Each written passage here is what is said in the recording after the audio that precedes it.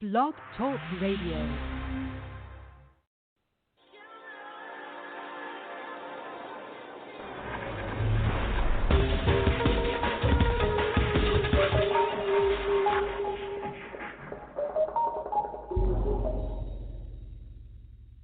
Hello, everyone, and welcome to my show. My name is Diana Bewaros. I'm your host, award-winning author, singer, songwriter.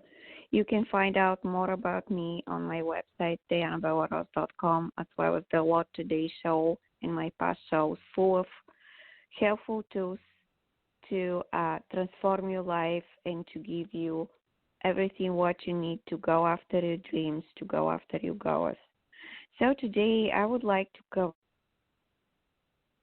cover energy with how energy works and how people can exchange energy. So I kind of found some articles for you so I can read it, and I hope this is going to help you because a lot of people, again, are very unfamiliar with how energy actually impacts us and how energy can help us or do the opposite when it comes to interaction with other people, and how we allow energy to impact us when and how energy is important in the way we feel, and how energy actually is important when it comes to being around different people who are negative, people who are positive. And anyway, here is the article I found, Understanding How to Move and Manipulate Energy.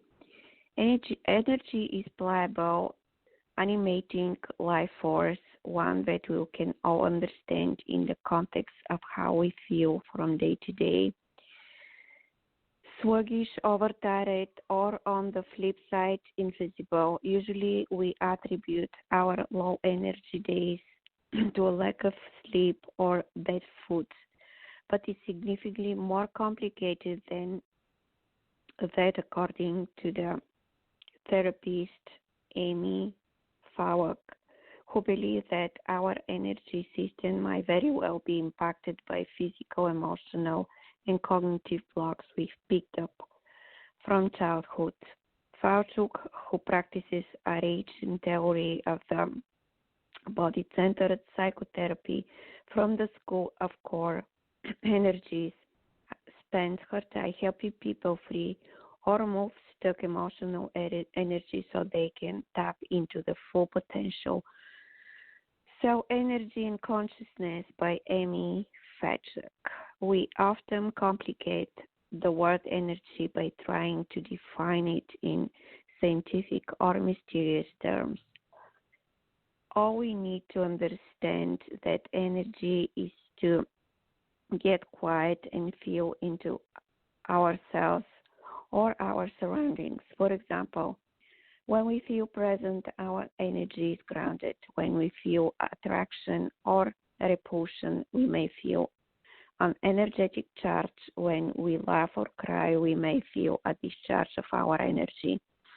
Certain situations or people can deplete our energy. Alternatively, in places where we don't feel we are enough, we may cling onto others using their full source as our own. Even boundaries are a matter of energy. We may bind our energy when we want to create separation and let our energy flow openly when we want to come close. One of the first things we learn in school is that energy can neither be created nor destroyed, but it can be altered. Energy can be sped up or slowed down. It can exist in closed system in which the energy is held or bound, or it can exist on an open system in which the energy flows. Uncontained energy can cause a system to become frantic or fragmented. Depleted energy can cause a system to collapse. Despite its power, energy and of itself is neutral forces. It can It is consciousness that directs its movement. If we think of this in terms of the energy and consciousness of the human experience, we may see that the more conscious we are, the more we direct our energy towards creation, connections, and evolution. The less conscious we are, the more energy is used towards separation, stagnation, or even destruction. Blocked energy. In my practice, I work with energy blocks and the restoration of energetic integrity. After all, we can all recall moments when we fell in our flow.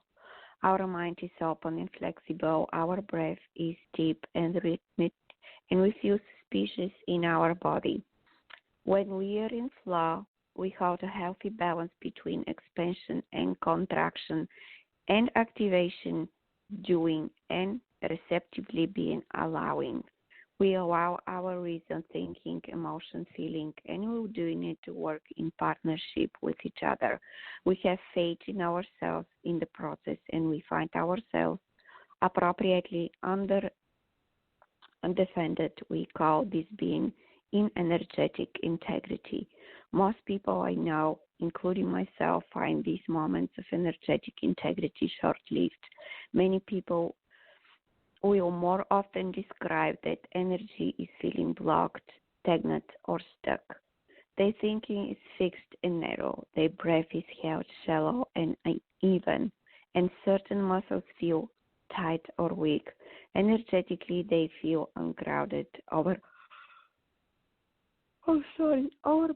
separated, underbound, enmeshed, or fragmented. They find it difficult to hold a healthy balance between doing and being, giving and receiving. They're aggressive or submissive. They're either overly reasonable, overly emotional, or overly willful. They struggle with stubbornness, procrastination, perfectionism, obsessive thinking, exaggerated individualism, or conformity. All of these are examples of energetic blocks. A cognitive blocks. A closed mind is an energetic block. When our belief system is fixed, we're blocked. I will often hear someone say, "This is just how it is. I'm just not that kind of a person," or "God doesn't want me to have that." These are cognitive blocks, forcing currents. When we lack faith in the process or in ourselves, our energy is blocked. In this place, we are unable to turn our will over. There is no surrender here. Instead, we force our energy onto situations or people because we don't trust we will get what we need. We believe the only way in is to force our way in. Our energetic grip is tight and controlling. It creates other messages, "Give it to me," or "I will make you love me." We call this a forcing current of energy. What creates an energetic blocks? One of the pioneers of body psychotherapy, Wilhelm Reich, surmised that we block our own energy to defend against unwanted feelings or impulses. We refer to these blocks as the physical instrument of emotional repression. As he saw it, the blocking of energy was an adaptive strategy to manage life's frustration. Take a young child, for example. Every night when her father comes home, she runs to him and jumps into his arms. Each time she does this, her father pushes her away, either overly or subtly. The child, feeling the humiliation of her father's rejection, begins to contract and restrict her excitement and physical impulse to run towards him. She also begins to formulate a story to make sense of the experience. She may tell herself that her love is too much or that physical contact is bad. She may conclude that showing a man how much she wants him will lead to rejection or abandonment. Over time, the containment of her impulses and Drawing conclusions about her experience, we have the effect of pulling lack of energy or contracting. When we meet this little girl in her adult life, we may see how this energetic contraction has impacted her life. We may see her struggle with expressing her feelings. She may describe her relationship of physical distance. She may have tendency towards perfectionism and seek the safety of admiration and adoration over the risky nature of love and intimacy. She may have a narrative that includes I'm too much, I'm not enough, I must contain myself, or I will not show anyone my needs and desires. In summary, she lives by a life task whose goal is to avoid rejection and humiliation and the pain associated with it at all costs. This adaptive life task of avoidance directs all her energy towards ensuring its fulfillment. She will most likely rely on her will to control her. She will most likely live in her head where reason and intellect reside, and where, with the help of a strong will, her emotions and impulses can be contained. The energy of rage and grief resulting from the original experience with her father will most likely be masked by energy of withholding aggression or numbing of her felt experience. She may report being misunderstood as cold and unfeeling, and yet this could from the truth of who she really is. For underneath the maneuvering and manipulation of her energy, underneath all of the distorted belief, is the truth that it's her energetic life force. It is the energy of a child following the natural impulse to run and jump into arms of life. Restoring energetic integrity. The restoration of energetic integrity requires a bit of a self-exploration, the willingness to take the time and the risk. The task before us asks us to do the work to become more conscious.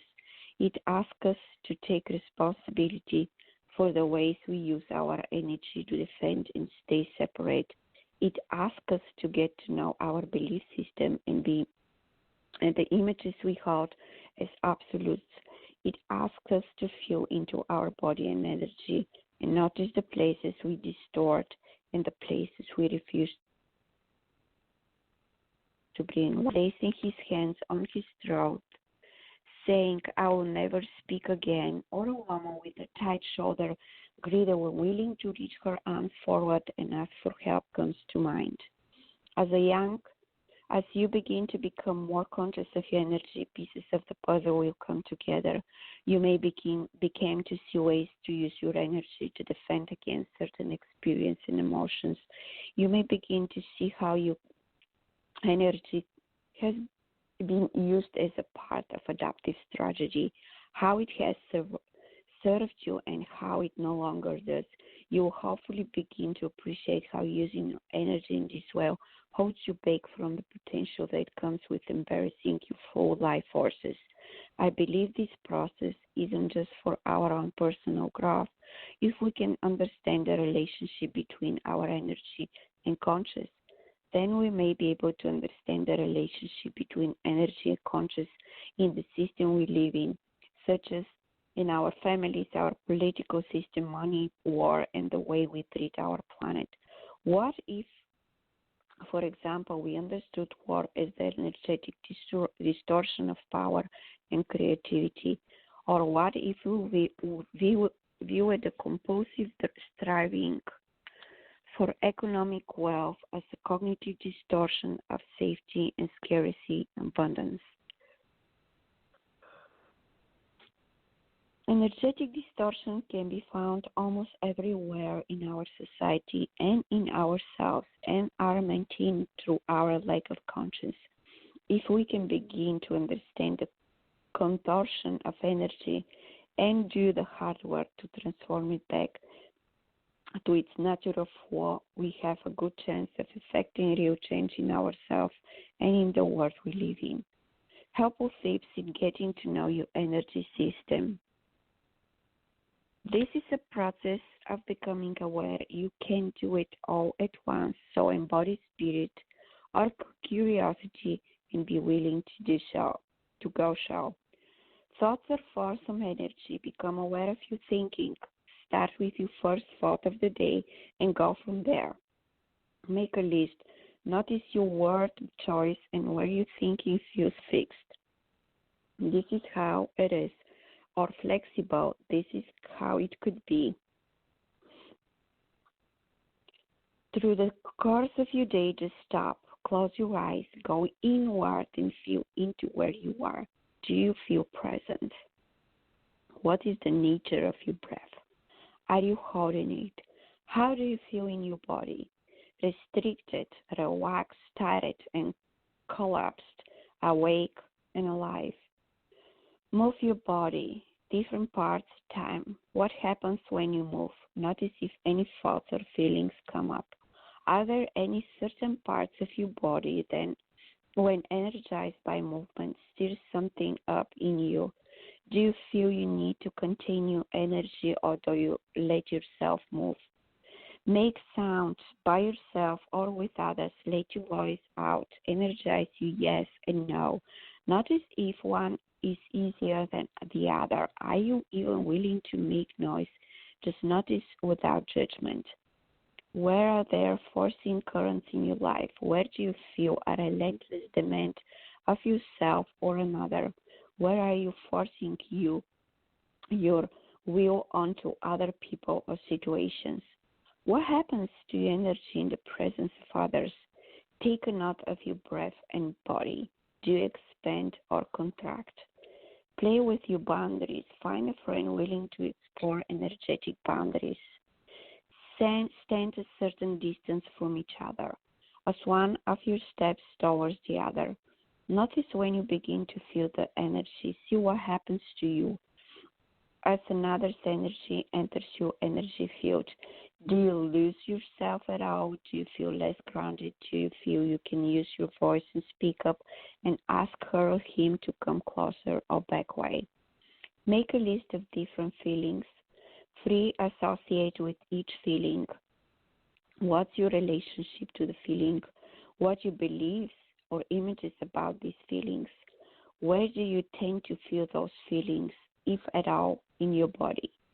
Where are you most comfortable meeting the world? Do you lead with reason, thinker, emotion, fewer, or will doer? If you lead with one, how do you feel about the others? What parts of your body do you meet the world with? Your head, your heart, your hands.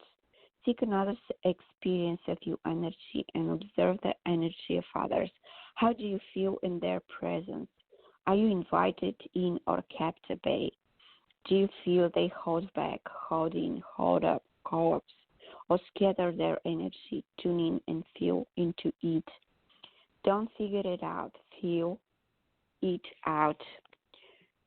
So these are some exercises. This is some basic information about energy. So be aware of it because it's really impacting your life, and be aware of your surroundings. Be aware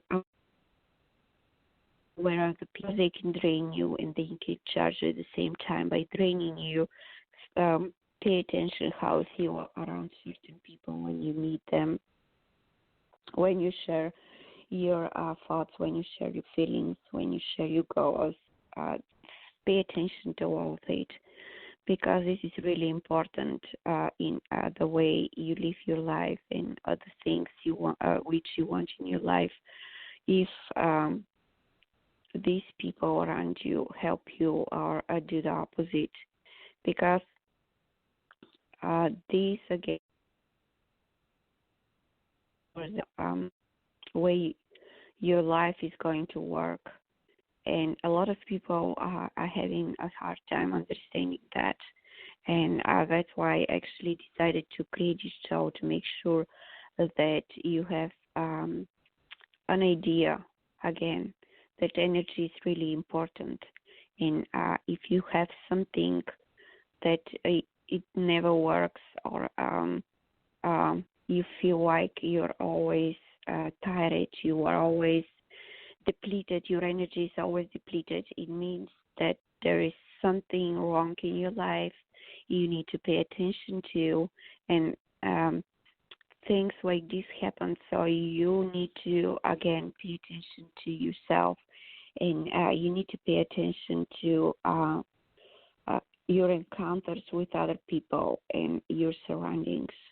And so you can turn things around for yourself.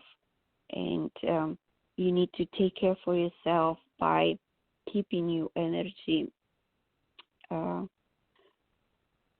in a level that it should be in the way, because energy again impacts your life, and it's really pivotal for you to make sure that your energy is on the level where it should be in order to attract what you want, not what you don't want in your life.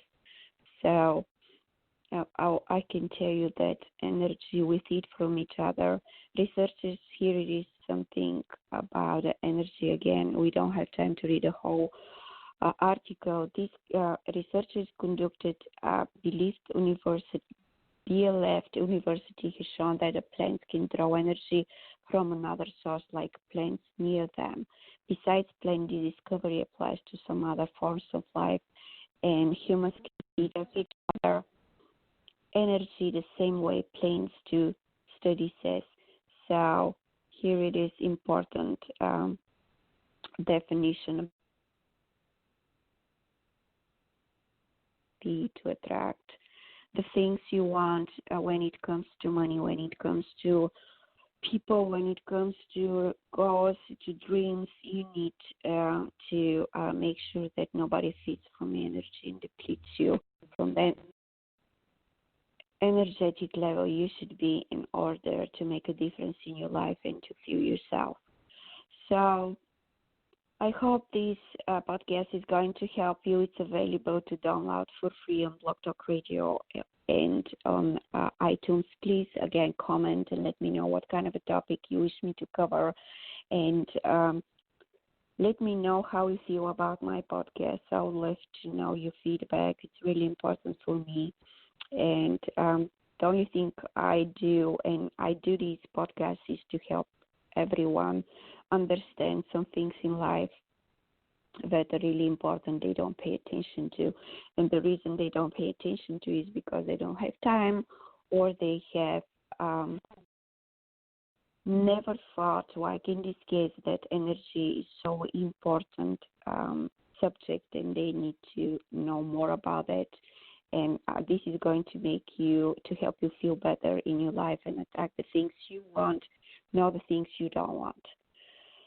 So you can schedule free 1-hour consultation that is going to be available to you the end of January. After that, it's going to be gone forever. And you can do that on my Blog Talk Radio website, or you can do it on my website, dianabawaros.com.